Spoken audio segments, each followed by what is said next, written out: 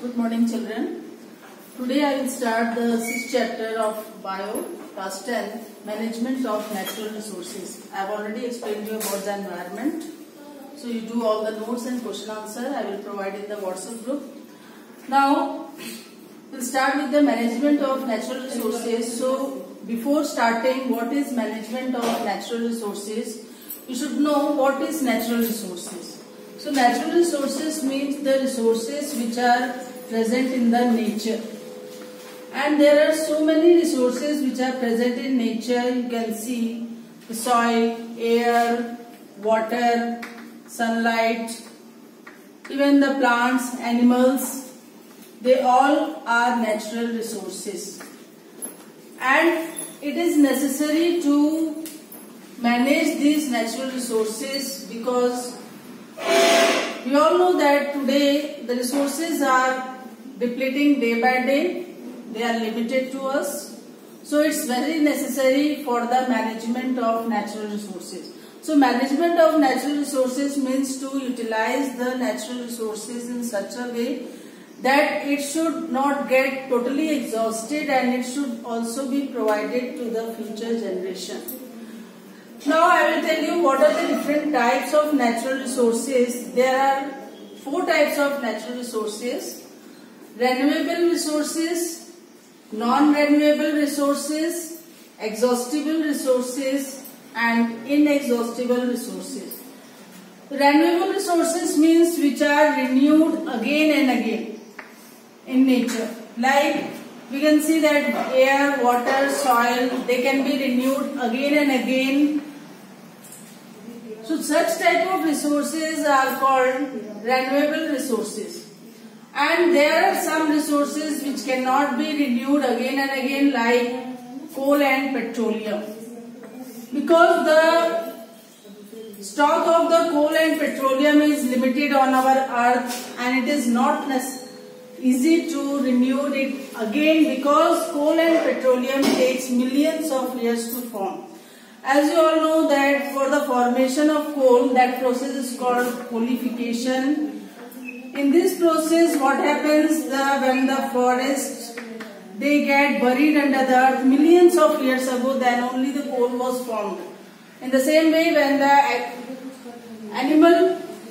animals present in the water or in the aquatic, they get decomposed millions of years and they get converted into petrol.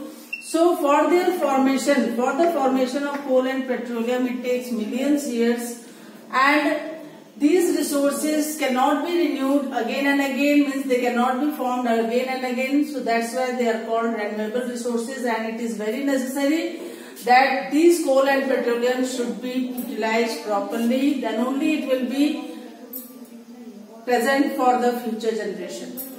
The third type of resources is called exhaustible resources. Exhaustible resources are the resources which can get exhausted. Just now I told you about the coal and petroleum. You all know that coal has in our earth only the 40 years the coal will be present. After that the stock of the coal will get completed. So that's why it is necessary that to conserve this coal and petroleum because they are exhaustible resources.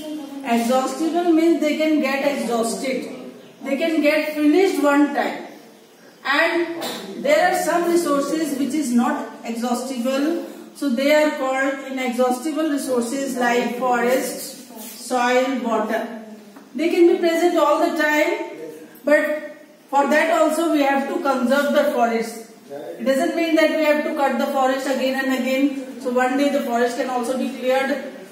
So it is necessary to stop deforestation and increase the afforestation. Then only we can get the forest or we can renew this forest or soil, water again and again. So these type of resources are called inexhaustible resources. Now, here one question arises that what is the need for the conservation of natural resources? Why it is important that we have to conserve the natural resources? So as I told you that natural resources, they are limited on our earth. So Since they are limited on our earth, so it is very necessary to conserve these natural resources so that it can be utilized or it can be present for the future generation. And you all know that in our earth, especially in India, the population increasing day by day. So due to overpopulation, the demand of the resources is also increasing, and it is very necessary that we have to conserve these natural resources. The demand is more but the supply is less. So that's why there is very important for the need of for the conservation of natural resources. Now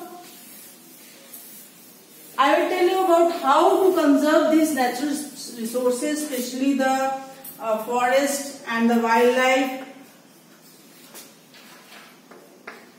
This is important natural resources on our earth. So first of all the plant life, they are called flora, and all the animal life, they are called fauna. So flora belongs to all the organisms or the animals from small microscopic to a huge elephant. Small microscopic to huge elephant, all they belong to the fauna group.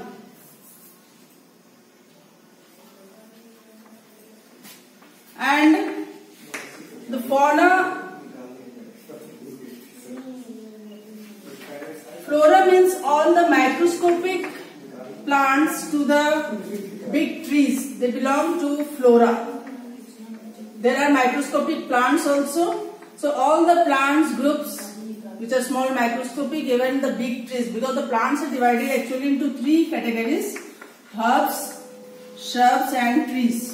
You all know, you have studied in the smaller classes. Herbs means very small plant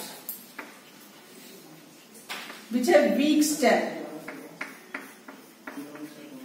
They are called herbs.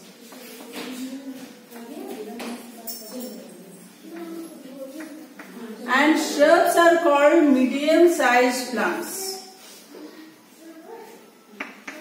which have woody stem. And trees are called big plants. So big plants are called trees, medium-sized plants are called shrubs, and very small plants are called herbs. So it is very important for the conservation of forest and wildlife, because forests provide a habitat for the wild animals. Not only forests give us the various raw materials for the industries, but forests also provide the habitat for the wild animals. So first importance of forest is that it is the habitat of wild animals. The wild animals especially live in the forest, and if we cut the forest, then we are destroying the shelter of the wild animals. Forests also provide us various raw materials for industries.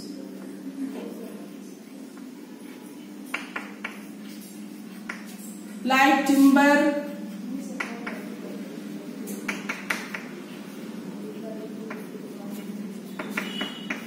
tendu leaves, and many other raw materials are provided by the forest. Forest also provide us shade and shelter for the people who are living near the forest. And forest is also important for those tribal people who are living near the forest to maintain their life. So forests provide us so many things beside whatever I have written. Beside this, so many things we get from the forest. So it is necessary for the conservation of forest. So how can we conserve the forest? Most important is to develop or to establish wildlife sanctuaries and national parks.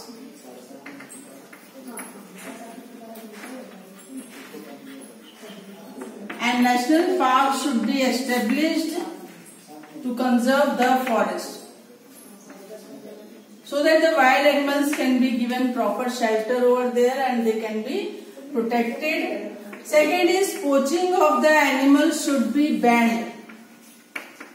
Poaching of animals should be banned means poaching means killing of animals.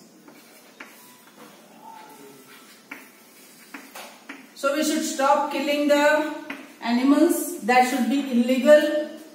If anybody kills the animal, it is illegal and it is a crime also. The government can send him to jail and can be fined also. So there are various ways that I will tell you tomorrow. How can we conserve the forest and wildlife? Not only this, the conservation of coal and petroleum, that will be discussed in the next class. Thank you.